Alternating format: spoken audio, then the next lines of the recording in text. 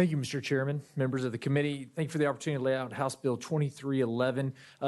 We've talked a lot already as I've been sitting here talking about how do we get the property taxes from skyrocketing and continuing to take people out of their homes.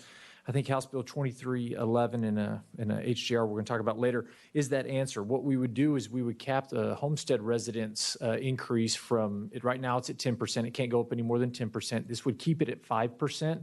And there's also a few different residences, single-family residences where people are living, but it's not necessarily a homestead, which would allow them to take advantage of that 10% cap. So we would add in a new kind of category where you could be eligible for a limiting of 10% to the appraised value every year, but also take the homestead exemption down from 10% to 5%. That's what the bill does. Again, I've got my tax protest extraordinaire constituent, Chandler Crouch, here to answer any questions you might have about that, but I'm happy to answer any questions as well. Otherwise, I reserve my right to close. Thank you, Mr. Chairman. Members, any questions for Chairman Krause? All right. Thank you, sir. Thank you. Chair calls Chandler Crouch.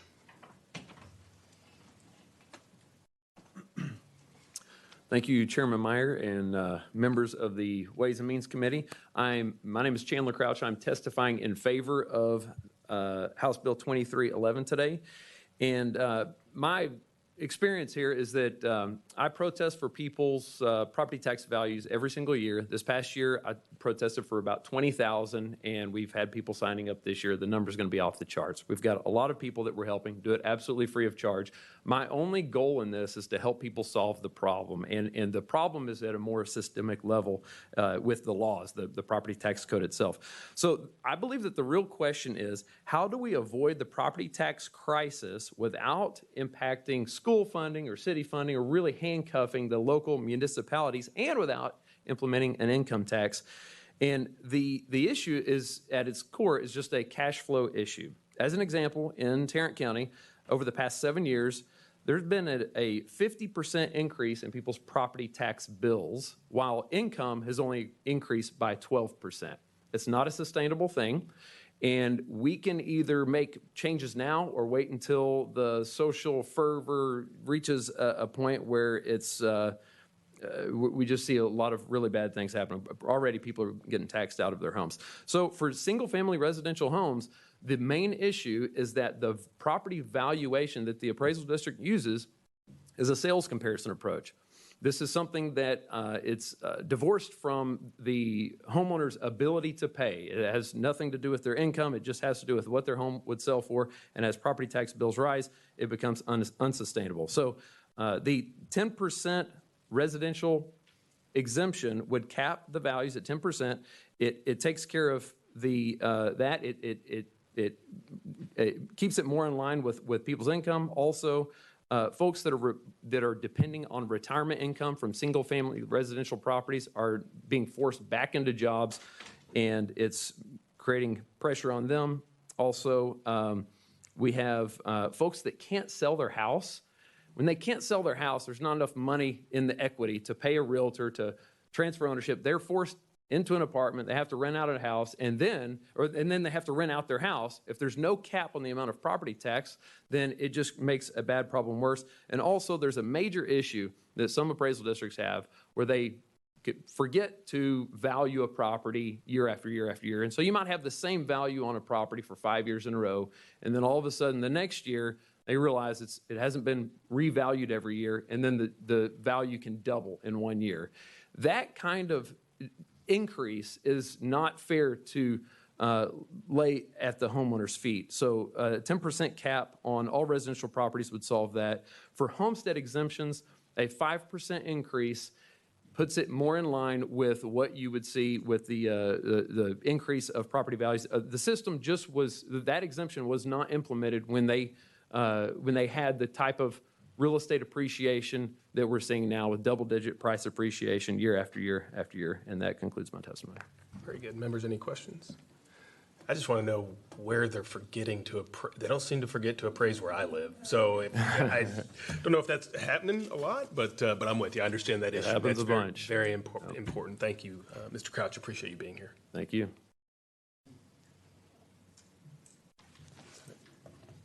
Okay. Thank you, sir. Appreciate your time. Chair calls Dick Levine.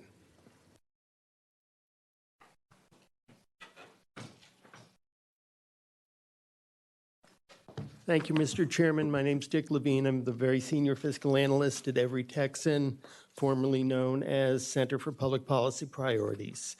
And I want to talk to you about the equity aspects of this bill. You can see from the controller's exemption and incident study, and I have a hard copy. I talk about it all the time. I thought I'd show you what it really looks like. It has an analysis of the current 10% cap.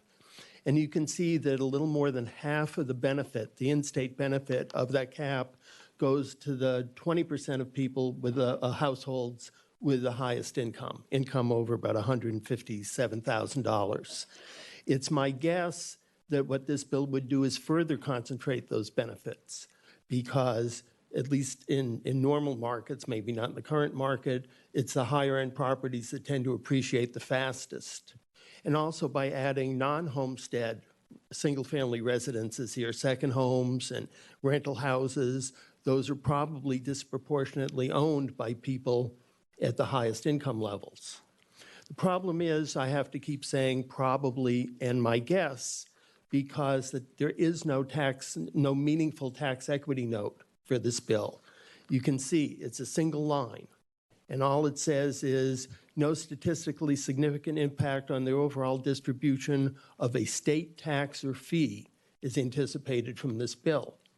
But that's not what we're talking about. We're talking about a change in property taxes.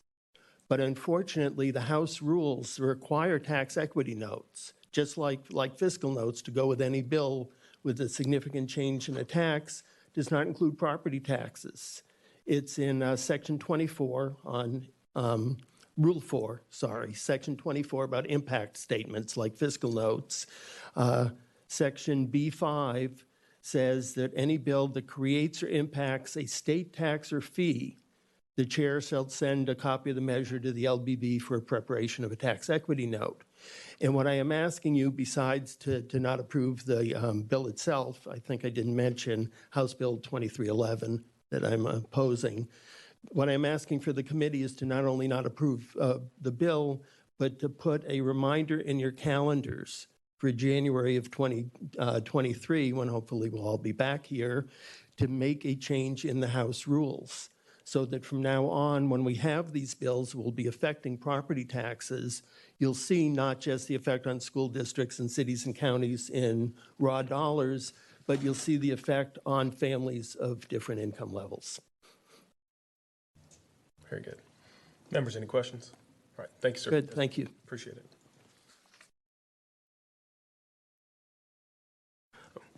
Chair calls Dale Kramer.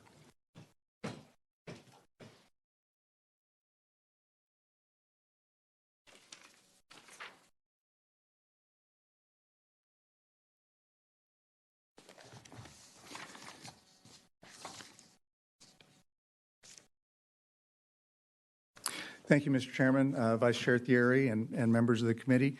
My name is Dale Kramer. I'm with the Texas Taxpayers and Research Association, and respectfully, we are here against the bill. We do applaud Chairman Kraus for continuing to put a priority on property tax relief. However, we cannot support this particular approach. Appraisal caps on existing properties ultimately provide no overall tax relief and simply shift taxes from one property to another. Whatever tax savings capped properties enjoy is paid for with higher taxes on all other properties.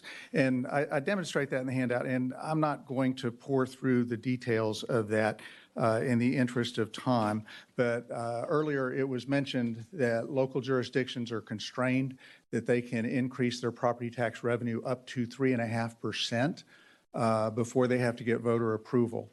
So that 3.5% is sacrosanct. It doesn't matter if values are going up or down, they still get 3.5% more revenue. So what happens when you cap one set of properties at a lower level relative to market than another set, jurisdictions are still adopting that 3.5% new revenue. So what they're doing is they're adopting a slightly higher tax rate to offset that value loss.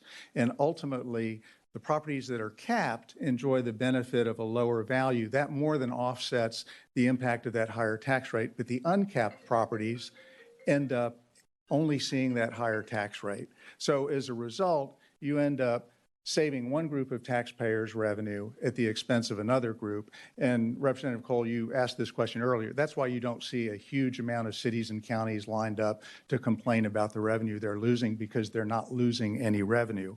The same result occurs with other exemptions the committee will consider this session. Anything you do to save tax on existing properties ultimately is paid for by the other properties. Now, that does not happen with tax abatements that I know we've talked about extensively in this committee, because there you're talking about property that is not currently on the tax roll. So you're always talking about adding property as opposed to capping property that is currently in the tax base. While we certainly understand the laudable intent of the legislation, and Chairman Kraus, we do appreciate your desire to keep working on trying to provide property tax relief, I'd like to roll up our sleeves and maybe look at some alternatives to this. But thank you very much. Happy to answer any questions. Very good. Thank you, Mr. Kramer. Members, any questions? All right. Thank you, sir, for your testimony. Chair calls Carl Walker.